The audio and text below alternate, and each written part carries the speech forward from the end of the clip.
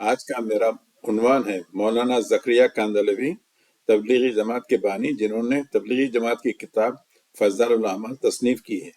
انہی کی ایک کتاب ہے ترجم۔ یہ کتاب 1990 میں شائع ہوئی ہے اور شائع کرنے والے ہیں کتب خانہ اشاعت العلوم میں مفتی سہارنپور۔ 51 پر زکریا کاندھلوی لکھتے ہیں کہ احناف نماز میں رفع یدین کیوں نہیں کرتے؟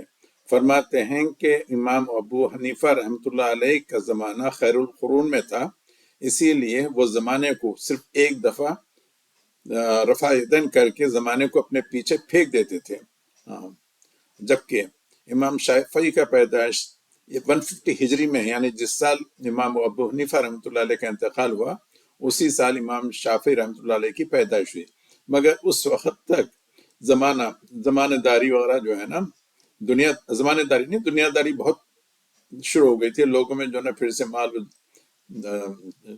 و دولت کی یعنی کثرت ہو گئی تھی۔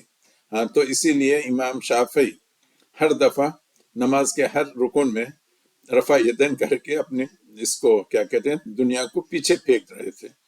خیر، یہ کتاب ہے، آپ پڑھ لیں۔ کتاب کا نام جو ہے نا شریعت و طریقت کا تلزم، اور لکھنے والے ہیں زکریا کاندھلوی۔ شاید اکثر احناف کو بھی نہیں معلوم کہ کتاب میں یہ تعویل ہے۔ اچھا، اسی کتاب کا انگلش میں بھی ٹرانسلیشن ہوا ہے، اور اس کا انگلش ٹرانسلیشن کرنے والے ہیں مولانا اقبال رنگونی، محمد اقبال رنگونی، یہ مولانا کے خلیفہ ہیں، اور سیم چیز اس انگلش کتاب میں بھی لکھی ہوئی ہے۔